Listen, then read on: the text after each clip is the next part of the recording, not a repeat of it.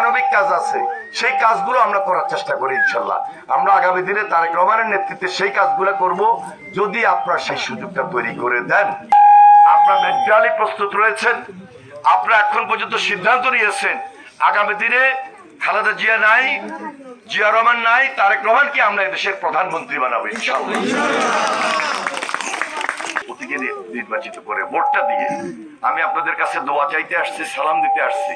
আপনাদের সবাইকে সংগ্রামী সালাম এবং অভিনন্দন জানিয়ে বিদায় নিচ্ছি। খোদা হাফেজ। বাংলাদেশ জিন্দাবাদ। আসসালামু আলাইকুম।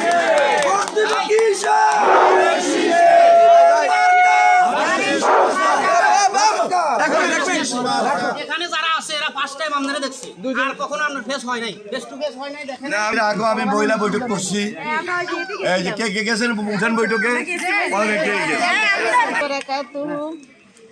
ভাই আমাদের পুত্র আমানুল্লাহপুরে ইমান আলী হাজিবাড়ির, এই যে ইমান আলী হাজিবাড়ির দিকে যাওয়ার ওই রাস্তাটা একেবারে খারাপ। কথা আমি শেষ করে দিছি।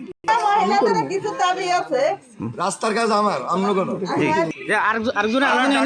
বাংলাদেশে গ্যাস বর্ষা হইলে এখানে যে পরিমাণ জলাবদ্ধতা হয়, এই কথা কি বলছেন?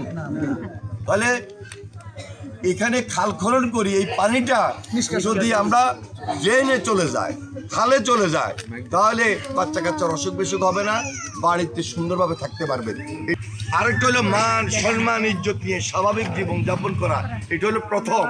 গ্যাস চাইলে পারা যাবে না হয়তোবা, এখন সিলিন্ডারের নতুন ব্যবস্থা হয়েছে, অ্যাভেলেবল সিলিন্ডার যেন থাকে, দাম যেন কম থাকে, সেই দিকটা আমরা সবচেয়ে বেশি প্রাধান্য দিব, প্রায়োরিটি দিব। ঠিক আছে?